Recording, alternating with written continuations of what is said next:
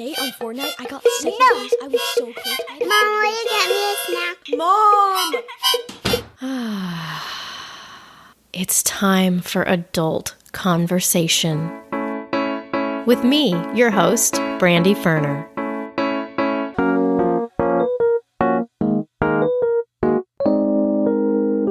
Hello, Adult Conversation podcast listeners. In this episode, I am joined by seasoned author Emily Liebert.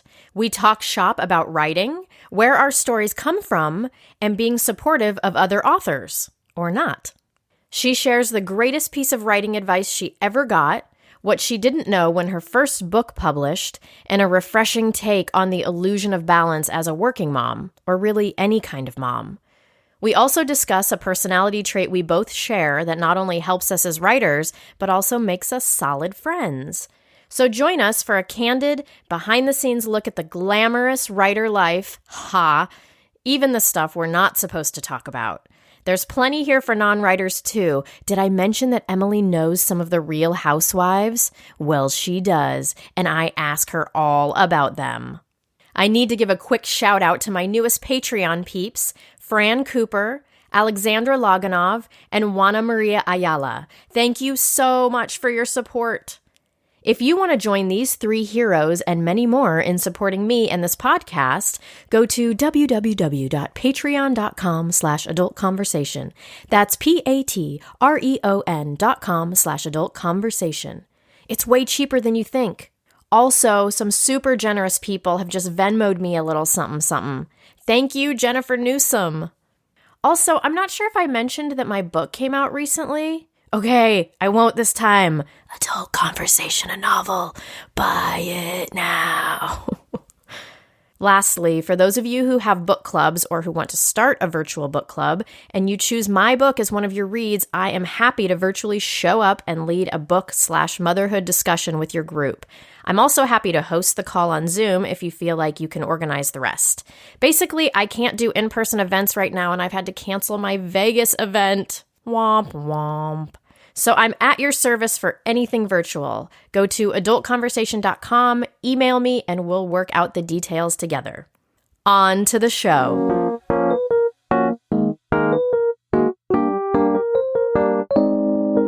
Today on the podcast, we have with us best-selling author and all-around awesome human being, Emily Liebert. Welcome, Emily.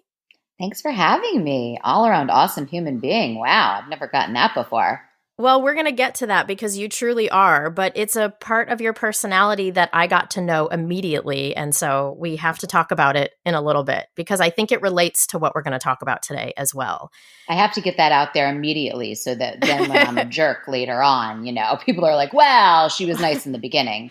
See, I'm setting you up. This is a character development. See, I'm setting you up so that the audience likes you. No, but really, you honestly are a stellar human being, and we're going to talk about why in a moment. Thank you. But as someone whose first book just came out, I am dying to pick your seasoned author brain about being a writer and creative person while also being a mom and what you've learned along the way, which I'm sure is a lot.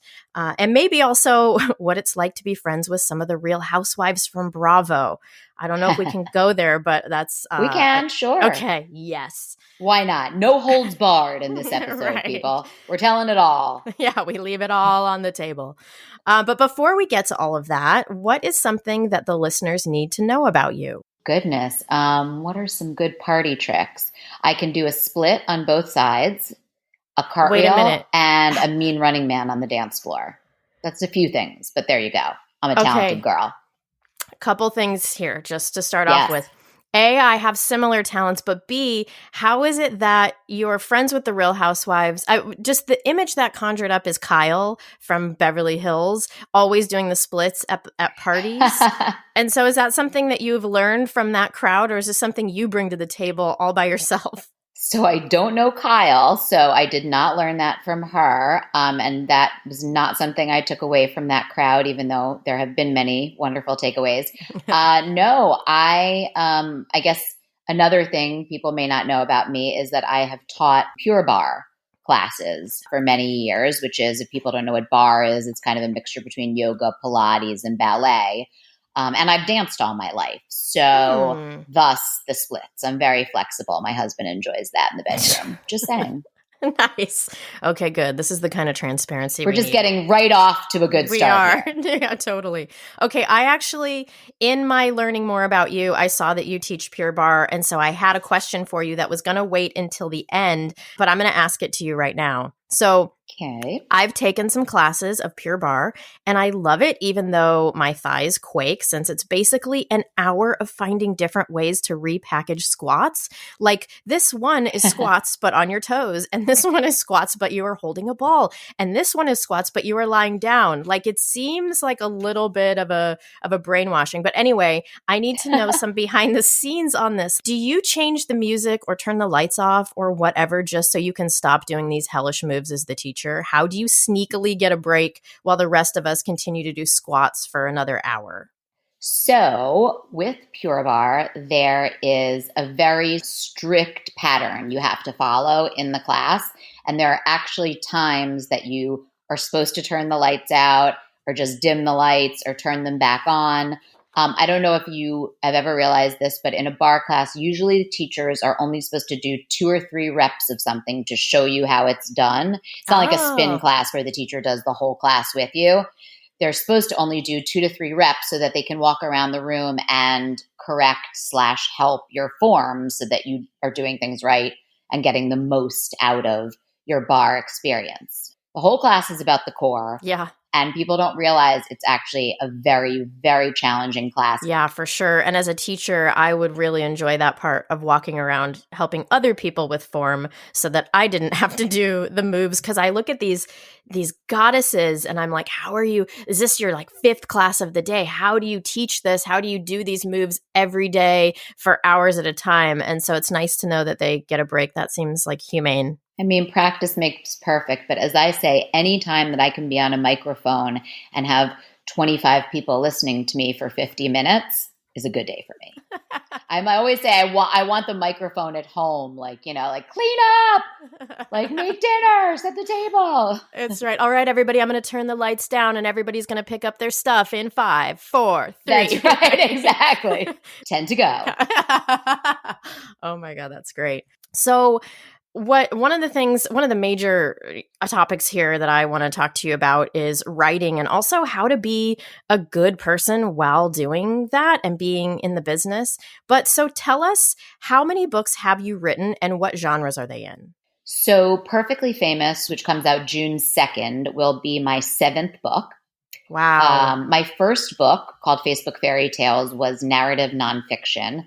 And that was really just sort of a right place, right timing idea, which was 25 amazing stories that came from Facebook connections, sort of right at the time that Facebook was exploding. Then I wrote 4 women's fiction novels. And then I decided to make things a little bit edgier and thrill things up a bit. And I wrote 2, I guess what would be called psychological suspense / thrillers, which are, I think they also sort of straddle the line between women's fiction as well. Yeah, I want to ask you about some of that, but because as I was reading a little bit more about Pretty Revenge and Perfectly Famous, I know Pretty Revenge was about vengeance. And so tell us a little bit about what Perfectly Famous is about. I love these dark themes, by the way, which I want to get in your head about that in a second. But so yeah, what's Perfectly Famous about? Perfectly Famous is about 2 women. The first woman, Ward de Fleur, is a very famous crime novelist. Think as big as she's not a crime novelist, but think as big as someone like Danielle Steele. Okay. Really famous crime novelist who, while she's about to launch her 13th novel, her daughter is abducted and killed, her teenage daughter, Whoa. Stevie. And Ward freaks out, understandably, flees her town in Connecticut and runs away and goes into hiding and reneges on all her future book deals, and nobody can find her or get in touch with her. Nobody knows where she went, and she goes into sort of a depression. And then there is a second woman whose name is Bree, and she is a former journalist come housewife who is going through a divorce and is looking to fill a void in her life because she no longer has to do things like get her husband's dry cleaning or make dinner for the family. And her daughter is 17 years old, the same age as Ward's would have been. She makes it her mission to find Ward because she is one of her famous authors. And in doing so, she gets entangled with Ward's daughter's killer. Dun, dun, dun. Oh, I like this. I'm definitely going to be reading this. And I'm wondering, as a fellow author, I'm thinking about this as you're writing it and thinking about how much of our real life informs our fiction writing. And I would imagine that there was a lot there making a character who's also an author that you got to play with or spear or, write out maybe things that had happened to you or things you'd seen happen to other people. Was that like a gratifying experience to have a author character that you could put some of those experiences into? Yeah, I mean, it's definitely fun. Most all of my writing comes from either my life or my friends' lives, the world that I live in. I'm not writing science fiction or anything like that. But yeah, and it's funny because I related to Ward because she was an author. And then Bree had come from a background of working as a journalist, which I was doing before I became an author. I used to work at ABC News for a number of years, and I was a magazine editor and whatnot. And I've interviewed a lot of people. So both of the characters sort of came from worlds that I had been a part of. But then there were big pieces of them that weren't my life. I don't have teenage children. My children are younger. I am still happily married. So I wasn't going through a divorce like Bree was, nor was I single like Ward was. But you pick up the pieces of things like that from other people's lives around you and what they're going through. I have a couple of good friends who are going through divorces, so I knew sort of what the stages of that were and what they were feeling like. And I also have friends who have teenage kids. Totally. And I think that that's what makes people good writers, or at least good, what would be the right word I would use for that? Like witnesses almost, is the ability, my husband and I always joke that we can go into a room for 5 minutes with 3 people and he and I can have a 2-hour conversation afterwards because we're just picking up on so many little cues and things. And isn't that interesting? And so I think as a writer, you even just have a conversation with somebody and in the moment, I know for me, I'm not thinking, what can I mill from what they're saying to make a book? But it's like just one little takeaway. Months later or years later, it's like, oh yeah, I still remember that. And wouldn't that be an interesting character thing? So is that kind of how you work too? A few years ago, another friend of mine who's a very well-known author, and we were at dinner with a group of our friends for someone's birthday, and somehow the conversation turned to what everyone's vagina looked like. As it does. As it often does, dinner conversation. Wait, were you guys talking about Goop, the Goop show? Is that how it came up? No, I think this was like years ago. This predated the Goop show. Okay. So we were talking about vaginas as women will do. And as we were leaving, we sort of both turned to each other and were like, who's using this? Like, who's using this material? Oh, that's amazing, because I always feel like the weirdo when I'm like, I'm having a conversation with somebody and then I take a little note because I'm like, that one piece is so interesting. And then, I'm the creeper that's like, I might use that for a character. But to be in a group of people who everybody's just like, all right, who's got that? That feels very normalizing and I love it. Well, I often joke with people, don't piss me off or you'll be the villain in my next book. Yeah, that is some power. Truthfully, that is some power. But so your last book, Pretty Revenge, that's about vengeance, was there a bit of a personal spin on that? Was there a situation in your life that obviously you wouldn't have to get into, but was there something that felt cathartic for? Or was that just kind of like, I thought it would be fun to write? It's funny. I did get asked that a lot, which I think is natural when you write a book about revenge. I didn't have one specific circumstance that inspired the book. That said, I'm someone who can hold a grudge. I should say I'm someone who can forgive, but I never forget. And I think we've spoken about this, in our personal conversations, that when someone does something that's out of character or off color that really eats at you, even though you can find a way to forgive them, it's always sitting there in your chest. and Yes. always ready to be, freshly sprouted should they ever do anything again. Right. Or just when they ask something from you and you're like, well, you're kind of bullied me in high school, so I'm not really inclined to help you right now.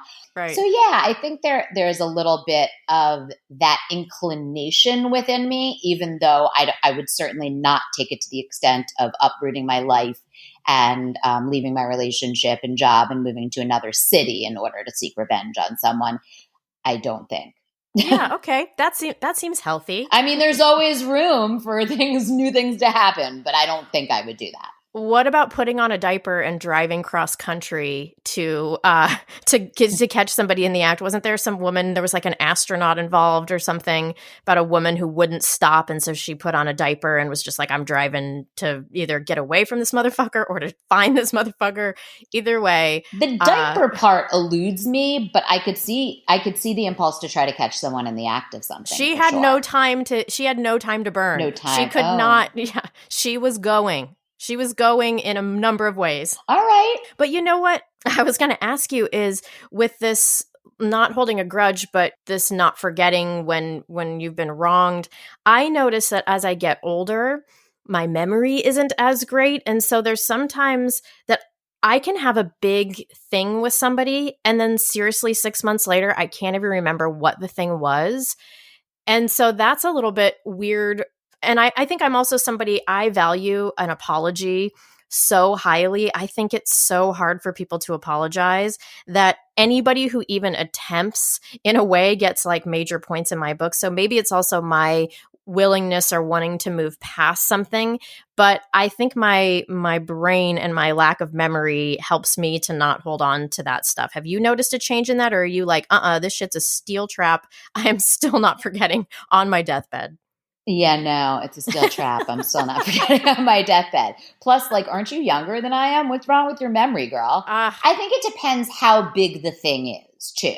If it's a little like, not a big deal, someone made a mistake, they apologize, I move on from that. And I don't hold a grudge with that. I so rarely in my adult life have issues with people anymore. So when there is something, I think it really sticks out to me. Yeah, actually, that's a really good point, too. And I'm a good friend. That's one thing I pride myself on, is being a really good, loyal friend who also understands. I'm not the person who, when you're like, I have to cancel lunch on you for the 15th time, is like, I'm really getting sick of it, whatever. I'm like, look, you got something to do. It's okay. Like, Right. So I let a lot go. So I think when something does really bother me, it really bothers me. Yeah, actually, that makes total sense. And so at this part of our lives, what do you think makes a good friend? When you say that you're a good friend, like what qualities do you look for in friendship at this time of our lives? Someone who is authentic, someone who is self-aware, someone who will go out of their way to defend you to someone else. If someone says something that's not nice about you, someone that doesn't talk at all about you behind your back, and someone who is there for you during the good stuff and the bad stuff. Yeah, I think you nailed it right there. And actually, this gets to what I wanted to talk about in terms of you being an all-around awesome human being is... Yeah, let's talk about that. Yeah, let's get back to that. Let's talk about that for the rest of the time, okay? Yes.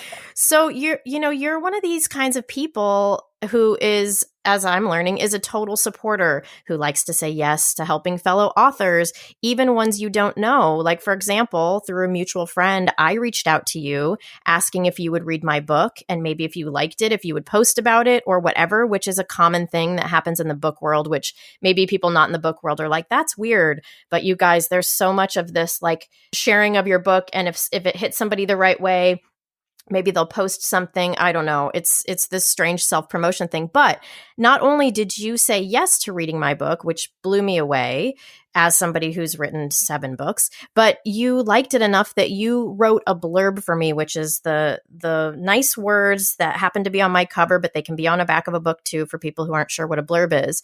I have friends and writing mentors who won't even support me in that way. So that's partially what makes you an amazing person to me. But it really got me thinking about the difference between people who are helpers and true allies and people who are not. And I know that you and I have talked about this because I think we tend to be the same way, but not to sound like Michael Scott from The Office, but why are you the way you are? Like, how did you know to be this way? And is this a response to you being supported as a new writer or not being supported? Like, where does this part of your personality, this helpful nature, come from? I think some of it was when I think it's who I am innately, but I think that and by the way, thank you for the nice words. Of course. I think that some of it came from when, as I said, I started my career at ABC News. And that's a very cutthroat world, specifically for women. Yeah. And what I noticed there was that there were two types of women. There were the types of women who would show me the ropes and try to help me grow in my career.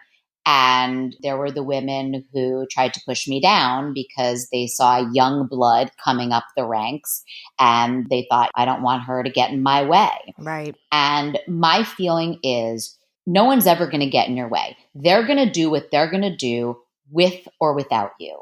So why not support and help them because you want to be supported and helped too? And when I was first starting out as an author, and I think I've also told you this, when I would go around and ask for blurbs, there were some authors who were too big for their britches and they would say, no, I'm too busy, or she's not important enough. Nobody knows who she is. Well, of course, nobody knows who I am. It's my first book. Yeah. And how is anyone going to know who I am if people like you don't support me? Right. So I vowed very early on to always help people promote their books, blurb them, do a giveaway, whatever it is. Why would you not help other authors? Totally. I operate under the guise of nobody owes me anything. So when I ask for blurbs or ask people if they want to read it and if they genuinely like it, if they want to do something with it, that's cool. I know that nobody owes me anything. So I feel like whenever anybody says yes, it's just icing on the cake. And if people say no, it's like, well, they didn't owe that to me. And then also, I know what that feels like to have people do that. And so that's how I've had a couple people ask me to blurb their books. And my initial response, I'm kind of torn because my initial response is always, yes, I want to help you because I know what it feels like to have people not help me. And then I get in this place where I'm like, okay, but how can I be authentic to what moves me or doesn't move me and also be helpful? And as a new writer, kind of now in this position, that's where I'm trying to figure it out. And so far, I definitely subscribe to you can find something nice to say about it or a part that moved you. I think people can tell when someone blurbs a book if you say, a fun read.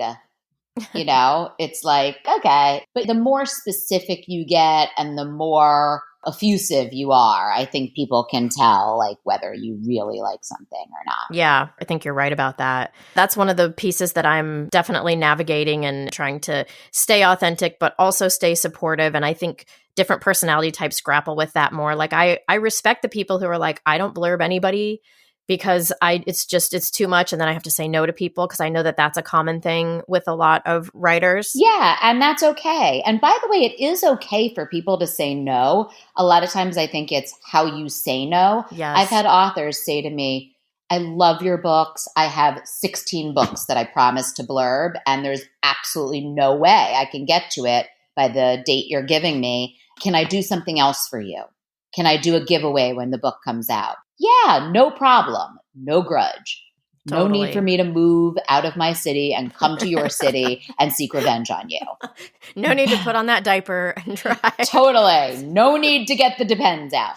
But no, and also I think like in your case, I remember, I think giving you a very effusive blurb because I loved your book and thought it was hysterical. You were so sweet. But it feels like a minefield because I saw this meme the other day that said a group of writers is called an anxiety. And it just felt so true that there's so much anxiety with writers and there's for sure. ego. There's so much ego in different parts of that too, and sensitivities and where people are at with their writing and how they feel about it, different levels of confidence. So it really does feel like navigating a minefield with this whole thing, in the way that you ask, but then the way that you receive the answer, but then the way that you give an answer. And so I'm always trying to be super thoughtful, because I want to be supportive and do the best for people. And I know how much work it takes to get to this point. And so it's like, I want to reward people who can do that. But it's not always easy, because you can say something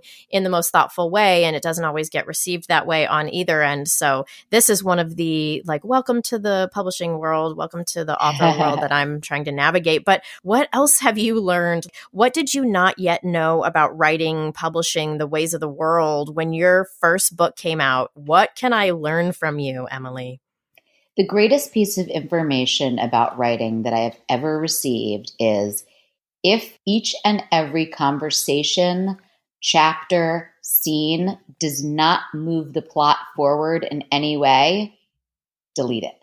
Nobody wants 19 pages of backstory, Right. unless that backstory and somehow affects the current or future machinations of the plot.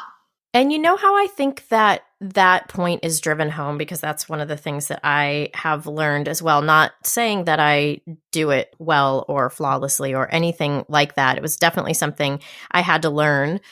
But I think the way that that really hits home is if you read something by somebody who gives so much extra that you don't need, that when you read it, you feel so exhausted, and you're like, but why was I put through that? Because it never paid off. I didn't need to know all the ins and outs of this one specific thing that I read about for an entire chapter. You know, when you can cut like a complete character out and it wouldn't matter at all. I mean, like, the secondary character, not one of the main characters.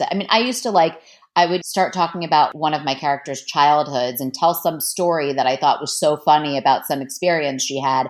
And my agent or my editor would be like, what does this have to do with anything? Like, it's a great story, right? But like, what does this, I don't know. I'm like, no, it's just in there for like color. And they're like, Right. yeah, no. And you find that when you pull that stuff out, it's much tighter. And along those same lines, doing big like drops of backstory is never good.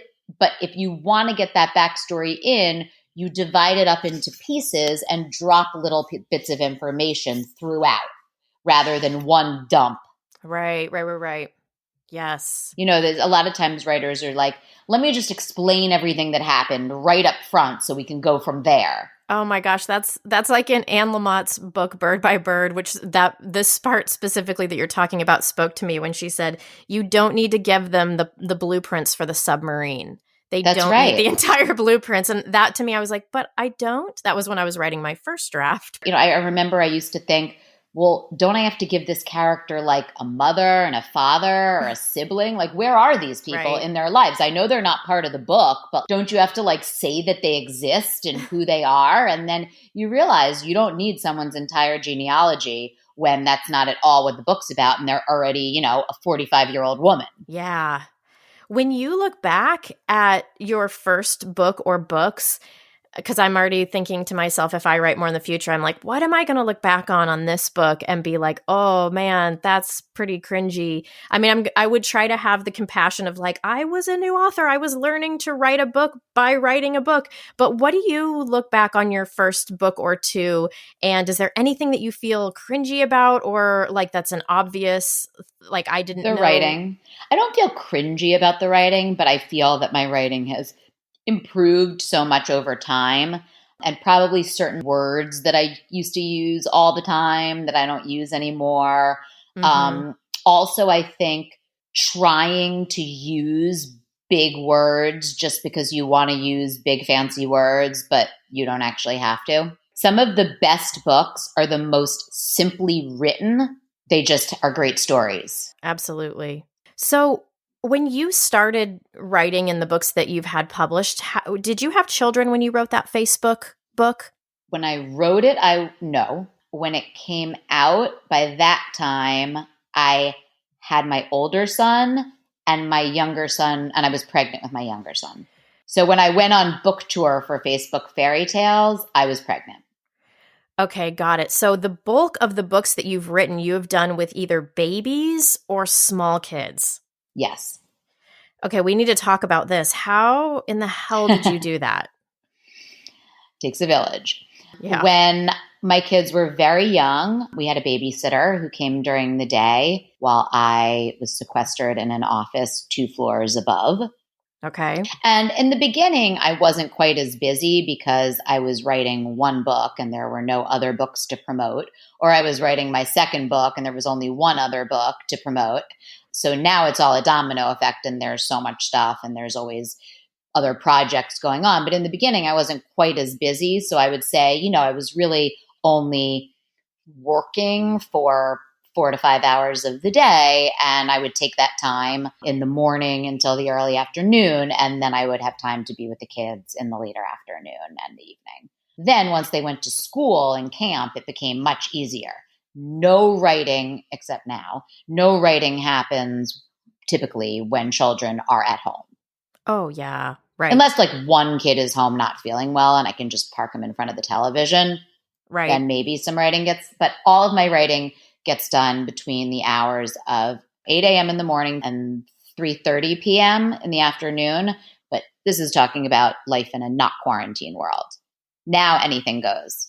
Yeah. How, during that time, how was it for you to switch between the writer hat and then the mother hat? Was that something, it sounds like you had a decent balance between those two parts of yourself. Did you find it hard to switch in and out of them, or did it feel like a nice balance? Was there anything that you would have changed about that? So I don't really believe in the word balance. You can't balance it all. There are days when I'm a great writer and author. There are days when I'm a great mother.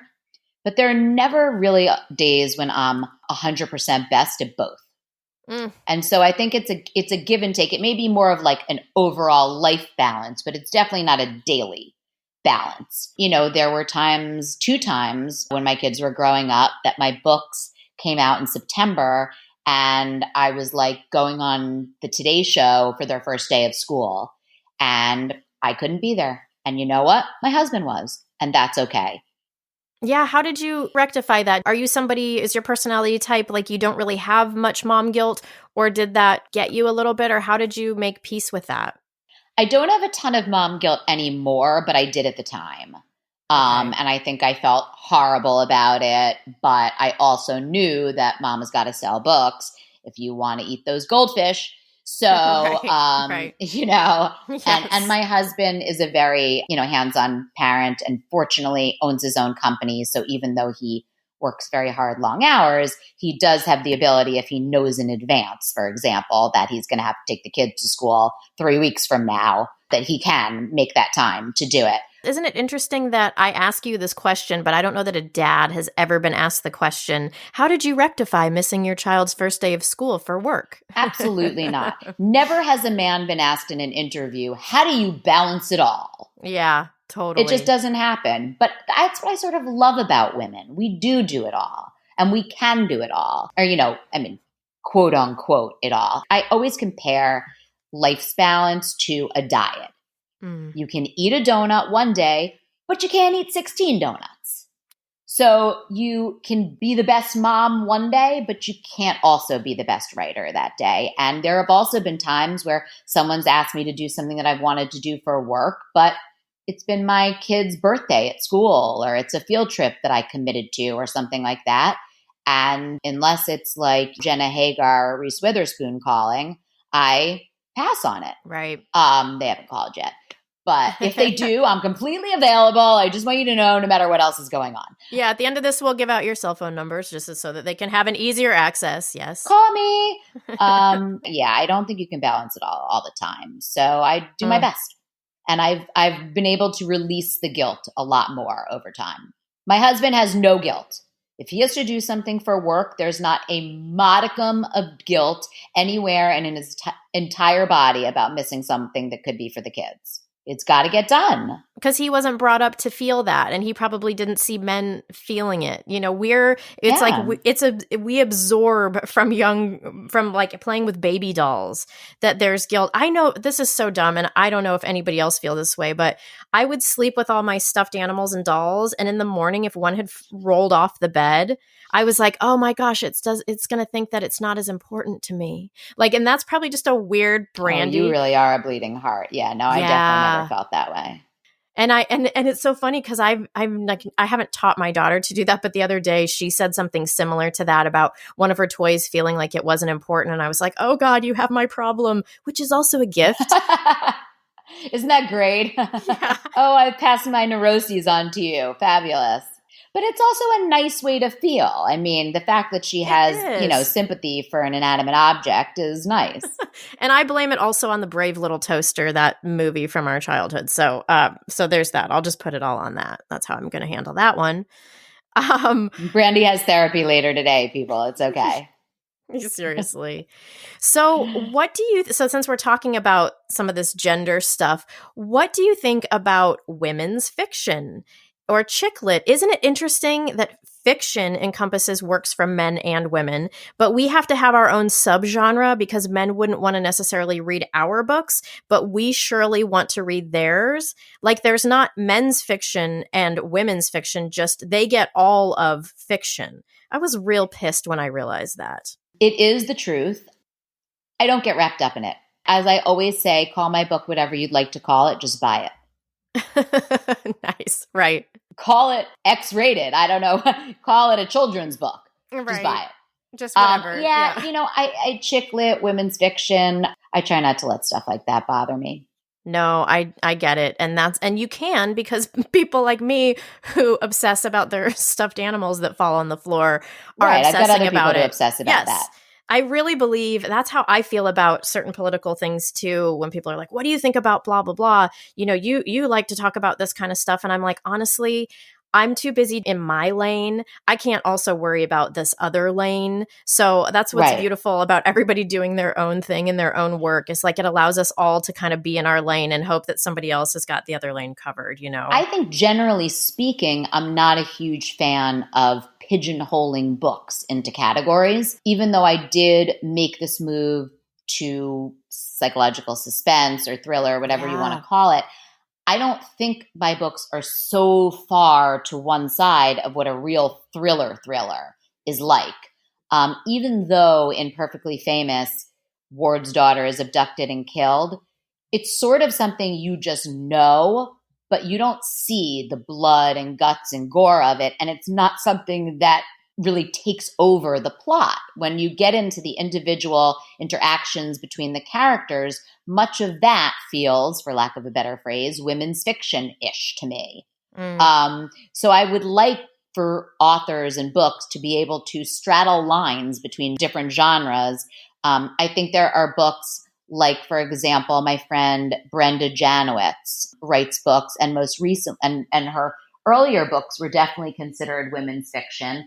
And then her last book, The Grace Kelly Dress, was sort of being called historical fiction, but that was only because there was a little bit of a historical aspect to the story, but it wasn't completely based in a different time period or, a period drama. So I thought that book straddled the line between historical and women's fiction, and I would have liked to see it categorized in that way, in two categories. Right. Yeah, it can be more than one thing. Yeah. When did you know that you were a writer or that you wanted to be a writer? Was this something you were doing when you were younger, like when you were a little girl, or was it when you got older? When did that sort of happen for you? So I've always been a storyteller throughout my life. I was always the kid who would come home from summer camp and regale my parents with like every detail of everything that happened. Sometimes my stories were perhaps slightly exaggerated. A foray into my future as a fiction writer. Right. But I always was a storyteller. And very early on, I knew I wanted to go into journalism in some way. In the early years of college, and maybe even at the end of high school, I very misguidedly thought that I wanted to be a sports radio host. Oh, wow. The only issue with that was I really didn't know much about sports. Right? Seems like a problem. That was like majorly integral to that job somehow. And I think I knew a lot about baseball at the time, but that was sort of like the only thing I really knew a lot about as far as professional teams. So that fell by the wayside pretty quickly. Then I, as I've said a couple of times, went into television. I worked at ABC for Peter Jennings for a few years out of college, and then decided that I didn't really want to do that, but what I really wanted to do was write. And that was when I became a magazine editor-in-chief, which I did for 5 years. And I did tons of freelance writing, which I still do for magazines sometimes. And ultimately decided that I wanted to sink my teeth into bigger projects. And so that was when I turned my efforts toward books. Yeah, that's funny that you knew when you were younger that you remember being, this storyteller and really noticing these details. I think that's what I was talking about at the beginning is I think one of the personality traits of a good writer is somebody, and which is so ironic here. Let me think. The word is, it's not noticing. It's going to kill me, and I'm going to think of it after. Thank you for that. Yes, that's why they pay me the big bucks. Yeah, I know. That's why you've got 7 books and I've got 1. I've always been an observer of life, and I've always been someone who is very attentive to people's personality traits, yes, quirks, characteristics, and motivation for why they do the things that they do. Something I've always paid attention to, which also ties in to the whole why I remember everything that anyone's ever done to me in life, because I can think back to like summer camp when I was like 14 years old, where someone called me out on something in front of other people. And I remember thinking to myself, why wouldn't they have taken me aside and said that to me? Why did they have to call me out in front of other people? So even back then, I knew that I couldn't verbalize it back then, but I knew in some way, which I would realize now, that was their insecurity, not mine, not what I had done. They had to do that to make themselves feel a certain way. But when you're 13 or 14, you don't necessarily realize that. You just realize that it doesn't feel right. That's absolutely right. This observer of life. And for what I lack now with my memory, I feel like after having kids, any memories made now are just kind of, they like go in and out. I mean, not all of them, but anything that can be dumped is dumped. But my high school and childhood friends always laugh at me because I remember everything from that era. And like high school, basically like birth to high school. I have every moment. It's like just in a Rolodex, which is why I think my brain is so full. Well, I think long-term memory is a lot easier when you get older than short-term memory is. Yes. Yeah, that's exactly how I feel. But those are the moments, just even the way somebody's hair was always the same way, or the choice of the ponytail holder they would use. I mean, those kind of observant, neurotic sort of noticings that I feel like panned out, because then you can write a book and hopefully tell some of those stories. So yes, you have hit the nail on the head for me. That's exactly where I feel like my personality is. And I think like what we were talking about in terms of friendships and being a good friend, I feel the same way about myself. And I think it's partially because of this observant nature, because I and maybe it's too much sometimes, like there's definitely pros and cons to being this way, but I feel like I'm picking up on, when I'm in a relationship with somebody, a friendship, I'm picking up on all sorts of things. Like I'm picking up on what they're saying, but I'm also picking up on the nuance of where they come from and their backstory, like almost like a character. So I feel like that gives me a little bit more empathy or compassion or understanding of people, because I'm not just picking up on what they're saying. I'm picking up on what else I'm hearing with my other senses, so to speak. Do you feel that way with friendships? Yes, definitely. And that's part of why I feel that I can be a good friend to people, because I'm very attentive to what's going on for them that may not be bubbling at the surface. Yes. Got to dig in there. That's right. I know. I'm always thinking there's so much more going on below the surface of everything. Yeah. And maybe that's why I feel exhausted all the time, because like picking up on all of those, having my feelers out is probably a lot. But yeah.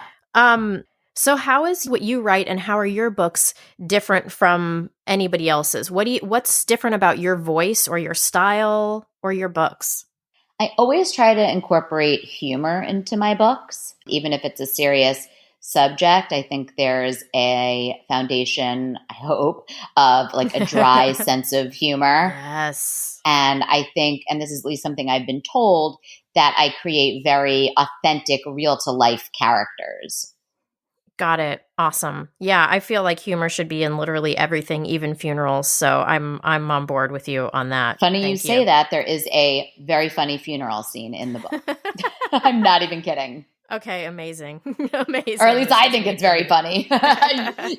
You can tell me whether you do, or the jury's out on that. But I mean, of course you think it's funny because you would have to in order to have it in your book. So that's the thing. I wouldn't put it in there if I didn't think it was funny. Sometimes when people are like, oh, so is your book funny? And then I feel weird being like, well, yeah, but it's like, I mean, I'm the one that wrote it. And so I wouldn't have written it if I didn't think it was funny. So maybe I'm an asshole. But yeah, I think it's pretty funny because I mean, I was laughing. Right. But your book is very funny. And what I will say is that I don't think, because I'm so funny, I don't think that a lot of other people are that funny. Yeah, so I was very pleasantly surprised that your book was as funny. I mean, when truth be told, and I think I've told you this also, that when our mutual friend said, oh my God, there's this author friend of mine, she wrote this really funny book and, she wrote it about motherhood, I was like, eye roll. Another one of these. Another funny book, self-deprecating about motherhood, about how it's so hard and how you want to kill your kids and all this stuff. And when I read your book, it was nothing like what I expected. So I shouldn't judge a book by its cover, even though I hadn't seen the cover yet. But you know what I'm saying. Right. And I thought it was very funny and very authentic. So no worries there for you. Yeah. I mean, if I thought your book was funny, then obviously. Then it must be. It must be. Well, I just won there's these things called the Ippy Awards, which are for books. Yeah. And I won a silver in the humor category. And it was this funny moment where even though people had been telling me they thought it was funny and I'd been reading reviews, I was like, okay, so I wasn't the only one. And like when I was writing this in my daughter's room and I was laughing, like maybe I wasn't so off base. It's like, it's nice to get some validation sometimes. So thank you for your validation. I appreciate it. No problem. Okay. So in closing, what is your best coping strategy for this pandemic? How are things going, Emily? So I am just sort of in the mode of getting started writing my 8th book. I wrote 4 chapters before the pandemic hit. Okay. And then I took a little break because I'm now launching Perfectly Famous in a couple of weeks. So there's been a ton of stuff to do for that. Right. I should also mention that Pretty Revenge, my last book, was optioned for a television show. And they just hired writers who I just spoke to for the first time. And so I'm sort of consulting on that a bit too, which is taking some time. But I will have to return to the writing of the next book, and it will probably have to happen during times when my kids are home because I don't think quarantine is just disappearing anytime soon, although I am really keeping my fingers crossed for day camp. Yeah. Or certainly once the school year goes back, some kind of, 3 days a week, whatever it is. I don't know what it's going to look like, but I'm hoping for something. Fortunately, at this stage in my life, my kids are going on 10 and 11 years old. So they are at a stage where I can say, you need to leave me alone for a couple of hours. It's not going to be a 4-hour chunk. That's not going to ever happen. Right. It'll depend on whether we can have our babysitter come back and she can take them out to do things, Yeah. My way to cope has been cooking a lot. I've always loved to cook, but I used to do this thing where I got the food for the day we were eating it every day, which now seems so antiquated and crazy to me. Right. And now I'm going like once and getting like dinners for the entire week. So I find that I love cooking much more when I don't actually have to procure the stuff every day and it's just kind of there. Like I'm making this shrimp and orzo dish tonight. Ooh. And I also have a Instagram live with another bookstagrammer to do tonight. So in knowing that, I already prepped the shrimp and the sauce this morning. Yeah, pre-prep is everything. Which I would have been able to do pre-quarantine because I would have been out at some Pure Barre class, or I would have been, running errands or doing something. But now that I'm home, I have all the time in the world. So I will set the table for dinner at 12 o'clock in the afternoon. Right. Just so that later when dinner time comes, I don't feel like, I need to set the table. I need to make the dinner. It feels like everything's prepped and ready to go. Then it's just sort of the fun part, which is the cooking for me. Right. There's so much more breathing room around everything now, which is actually wonderful. Yeah. So where can people find you and your book online? You can find me in my house in Westport, Connecticut, for the foreseeable future. As far as my books, you can find them on Amazon, on Barnes & Noble, at any of your independent bookstores. And if you want a one-stop shop, you can go to emilyliebert.com, which is my website, which has all of my social media and links to buy the books. On Instagram, I am Emily Liebert. And on Facebook, I am author Emily Liebert. Awesome. And Perfectly Famous comes out any day now, right? It's June 2nd. Is that right? June 2nd. Yep. Is it as exciting the 7th time around as it is the first time around? You appreciate it in different ways. So I think the first time around, it's just pure sheer excitement that you have brought a book into this world and that any one singular person has read it, aside your family and friends. Right. Yes. But you appreciate it in different ways when it comes to the 7th time. Certainly it will be a different experience for me this time because I am doing a virtual tour rather than an in-person tour. And if you do go on my social media, on Facebook or on Instagram, you will see that I have posted my 15 virtual tour stops. Awesome. I have to circle back here. Housewives. Okay, we at least have to talk about this for a tiny bit. I don't even know. It's okay, tell me everything you know, but also you can't do that because you're actually friends with these people.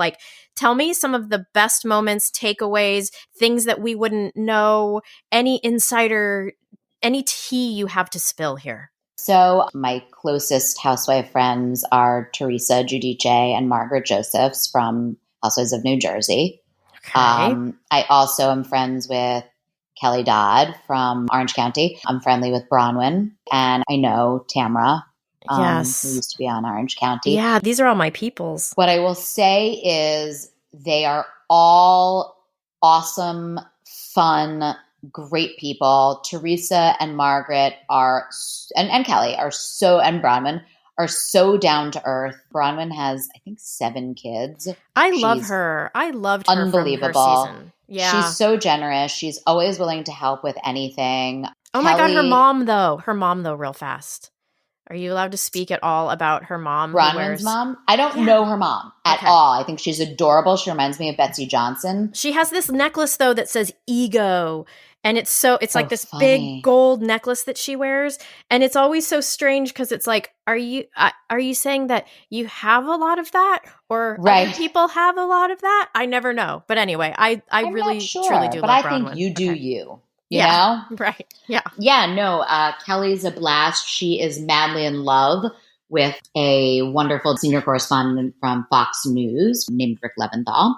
Okay. And they are engaged to be married. That has been really fun to watch. But I wrote with Teresa. I collaborated with her on her most recent book called Standing Strong. So we became very close through that. Teresa's got 4 beautiful daughters who are the nicest, sweetest, just most quote unquote normal kids considering everything that family has had to go through. Yeah. I'm sure you know that their father was most recently in jail. He got out, is now in Italy. Teresa and Joe are splitting up. Teresa was in jail for a little while. It's not been an easy life for them. They lost their grandmother. They lost most recently, Teresa's father passed away. And these are people who, although they seem crazy and like they're doing all this, stuff and they're having throwdowns and all this stuff on television, while I'm not saying that is fake or put on, it's not. When you're thrust into certain situations, it's, sort of inevitable with people who you wouldn't maybe naturally be friends with in real life. Oh, gosh. But in their real lives, they are all very great, fun people and good friends. I am not looking to just be friends with, Real Housewives. So it's happened to come about that way. And they've stayed my friends because they are great people and because I love having them in my life. Yeah, I can imagine that there's two different almost personalities that I think any of us would have, which is who you are in your real life when you have autonomy and privacy and you choose your friends and you're that person. But then when you're put on a show with people that the producers know, let's put them together because they don't get along. Yeah, because their personalities are going to clash. Right. Like poking the bear. Of course, those things would happen. So I can totally see how who they are on the show and then who they are in their own personal lives are quite different, actually. I think we would all be maybe pushed to our limits if we had to go on these vacations with people who we hate and then there's lots of alcohol. I don't think that would go well for most people. Yes. No. Oh, thank you for that insight. Well, Emily, I'm so grateful for you coming here and giving me the time. I mean, you have shown me how to be an author ally in this publishing world. And thank you. Seriously, this has been a blast. Thanks for having me.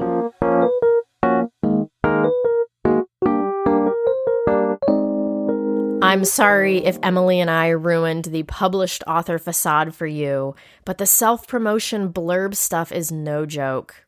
I also hope that this episode was inspiring for those of you who do have writing aspirations. Emily talked about looking back and noticing that her writing got so much better over time. Do you know what that means? It means that a debut manuscript doesn't have to be absolute perfection. I'm not saying it should be shit or you shouldn't work hard on it, but we are always growing and learning and doing better. You don't have to wait to write something until you are perfect at writing, or paint something until you are perfect at painting, or whatever the thing is you're dreaming of doing. We all have to start somewhere. So start! I haven't mentioned this in a while, but if you are enjoying this podcast, please make sure to subscribe, leave a rating, and a review. These things help us creators so much, especially with booking interesting guests. Thank you to everyone who has left a rating or review. I so appreciate you. As always, thanks for listening.